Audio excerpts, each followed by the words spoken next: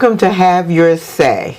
Once again, I am host Diana Robertson, and today we welcome back our guest Anita Friday as we continue part 2 of our segment on Juneteenth. How are you today, Anita? I'm doing well, thank you. Good. Excited about yesterday's celebration. Yes. And as you mentioned, yesterday actually was Juneteenth. Correct. And Governor Wolf signed into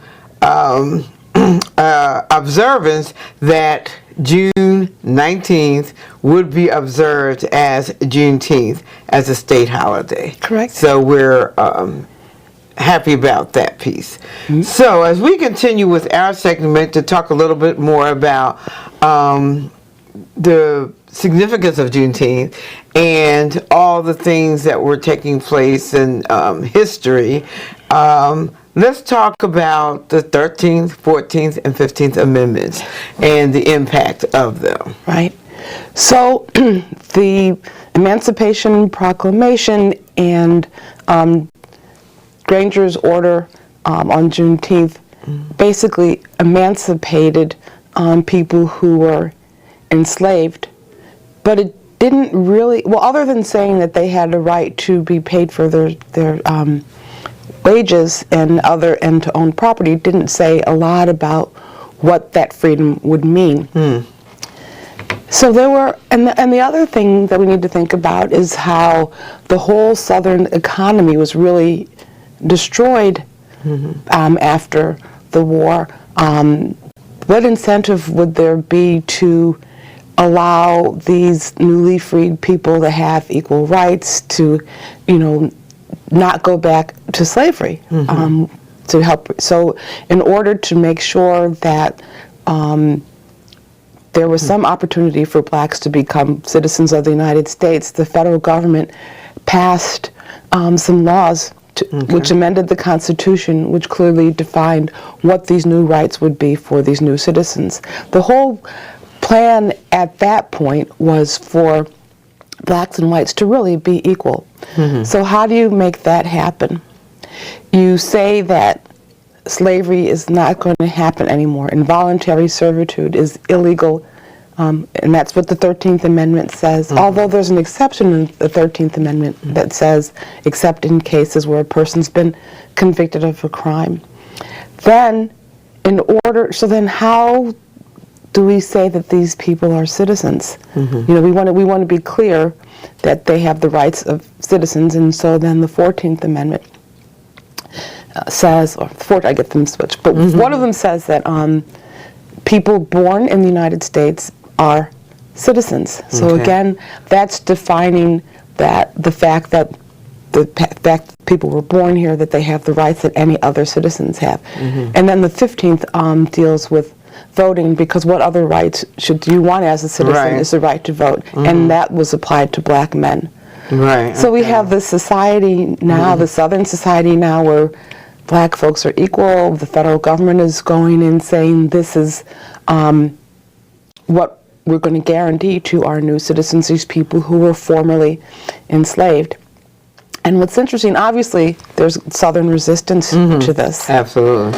And so one of the things that the federal government says is, if you want to be, in order to become a member of the United States, in order to have rights in this nation, then you Southern states have to adopt these provisions of the federal Constitution. And so that was the requirement for rejoining the Union. Albeit it was not a requirement that the Southern states wanted to. I'm sure. Yeah. So there was this wonderful period of Reconstruction. And black people were excited. They got to work really hard on their own farms, on their own land. They wanted to build, to have that American dream that we talked about. And during this brief period, there were federal troops that were in southern states to enforce these rights of the new American citizens. Yeah. Okay. So that's Reconstruction. Okay. So. Oh, I'm sorry. And it's one of the things that's interesting is as Black citizens, Black Americans were getting these rights, it benefited white Southerners. The first free public schools were established in the South because of Reconstruction, because of the desire for Black citizens to be educated. So the free people wanted education. Okay. They wanted religious freedom because previously Black people were not allowed to really have their own churches. You know, there had to be, there were white ministers. They weren't allowed to congregate, and so Black churches were established during this period of freedom, where Black people were able to determine how they wanted to worship, what they wanted to worship. Okay. Got to read sections of the Bible that didn't say, you know, being a slave is good. Right, that, you know, freedom is a part of what faith offers. Really, yes, right. And then they wanted to have land. So it's so interesting because one of the Southern narratives has always been that Black people were incapable and lazy and couldn't, you know, but again, with freedom, folks could have their own land. Right. There were freedom communities that were established because, you know, it's not as though Southern whites quietly acquiesced and accepted that. So a lot of Black people just left and started Black communities where they were able to have autonomy to exercise these new rights as American citizens. Okay. Yeah. And I imagine during that time too, another opportunity to bring families back together. So. Absolutely. Yeah. You know, during the period of enslavement, I'm sure the listeners all know, families could be torn apart, could be sold, and one of the roles that the churches served was people would publish in newspapers, lost mother Shirley. Last saw her when I was taken from the Jones plantation. Okay. Shirley is a Negro woman, should be, because birth dates weren't always accurate, should be 47 at this time. If you find her, please report or have her contact me, or if you know anything about her whereabouts, please contact me through this minister, through this religion, through this Lord. Thousands and thousands and thousands and thousands of people sought to find family members who had been taken from them during the period of enslavement.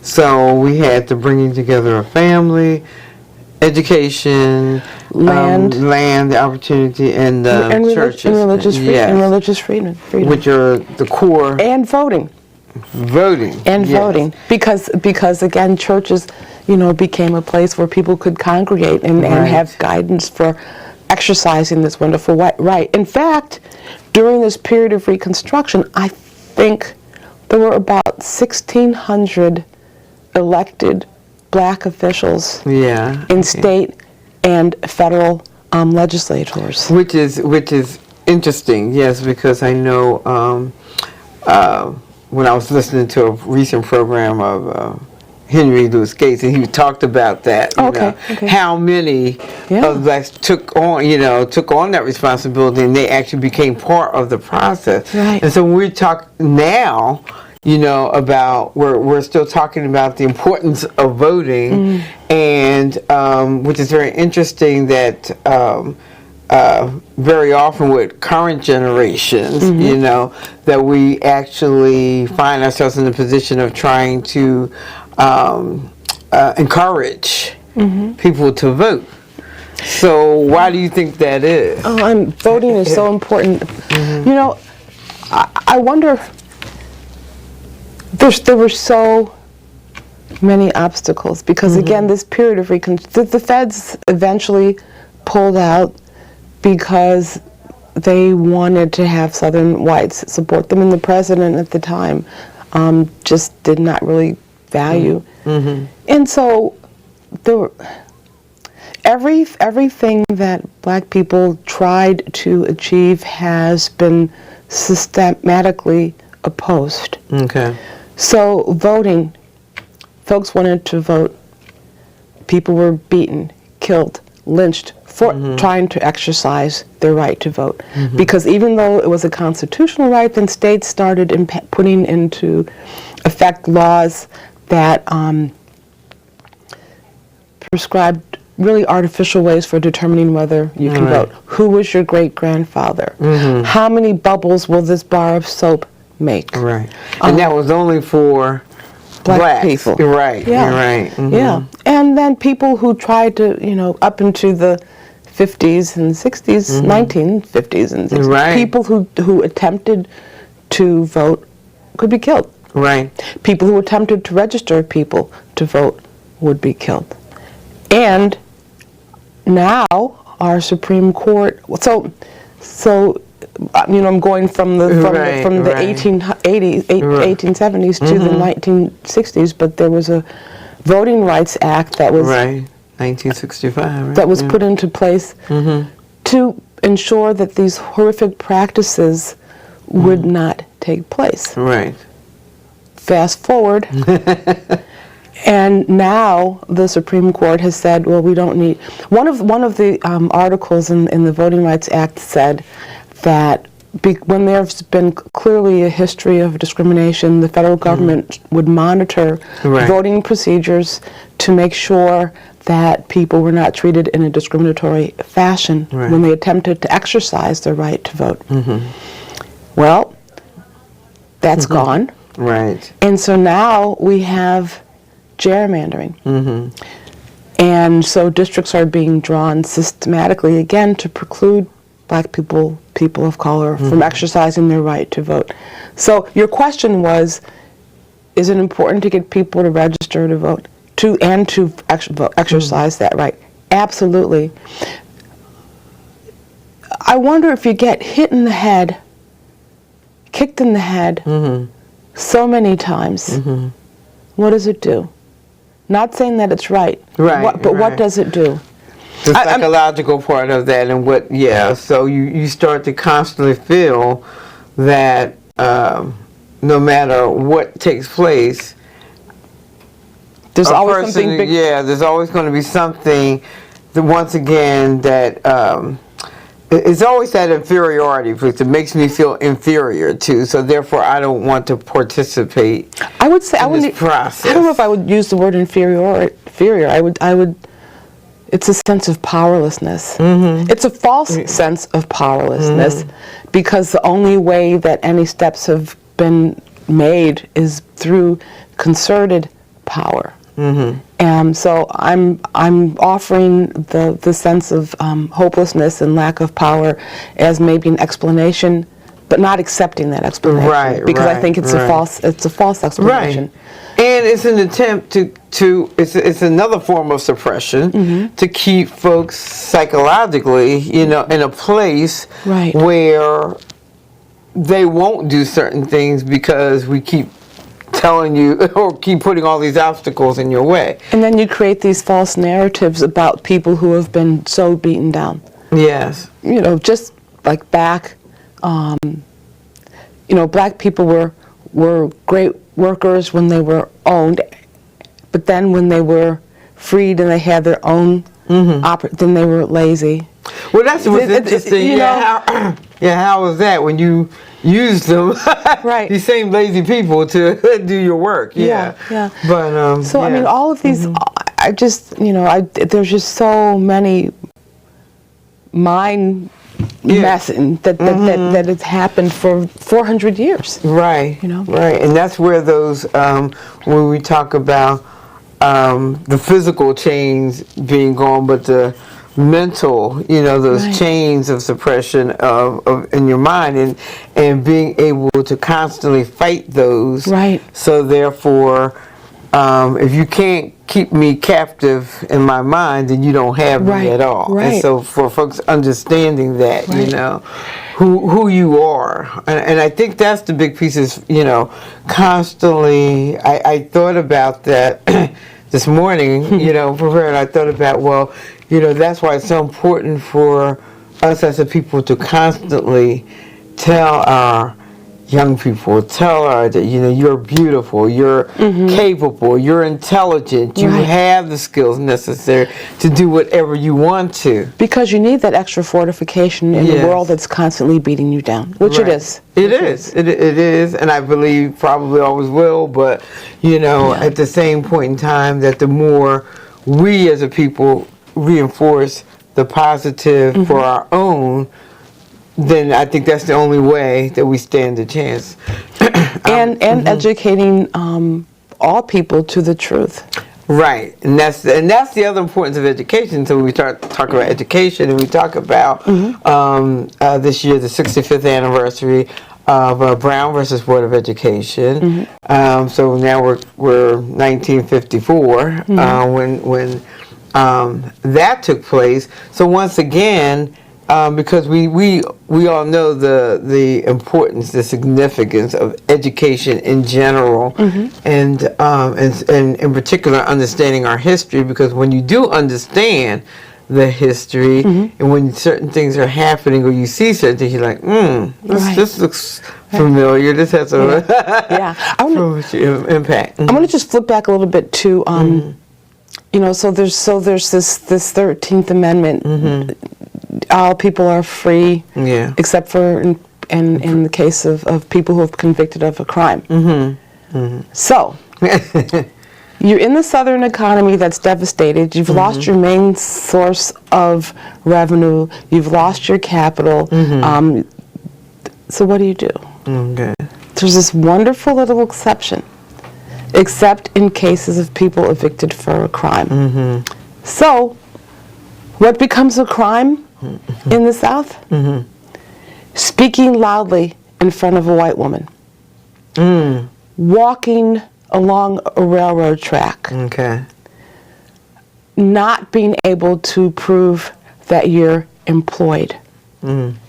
Selling goods that you've grown on your own farm after dark. Okay. And guess who those laws are applied to? Wow, surprise, surprise. Surprise, surprise.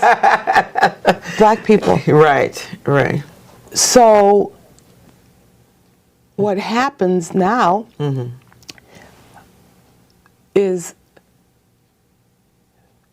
90% of the people who are incarcerated in southern states are black. Okay. And the states have to get their economy going again. So guess what you can do? Yeah. You can go to a coal company or a cane company or a sugar company or a farmer and you can say, you can lease these people from me and pay me money and that will work for you. So the prison leasing system is born. Okay. In Alabama, I think the first year they leased, that they discovered this wonderful idea, enough prisons so that the sheriff's revenue in one town was $14,000. Within 5 years, it was $194,000, which is the equivalent of about $1.3 million in today's values. Wow. And guess what? The longer your prison sentence and the harder you were, Right. then the more you got to get leased for. Now, the thing that one needs to think about is, okay, we've got this capital coming back. So is this better than enslavement or not? And I ask you this. If you have a car that you're leasing, as opposed to a car that you own, what kind of maintenance are you going to do on the leased car? Minimal. Right. Because it's going to get returned. And there's an infinite supply, because there are 4 million black people that you can pick up, 4 million cars you can pick up to replace the one who might be walking along a railroad track or whistling. So that system didn't really end until 1930s.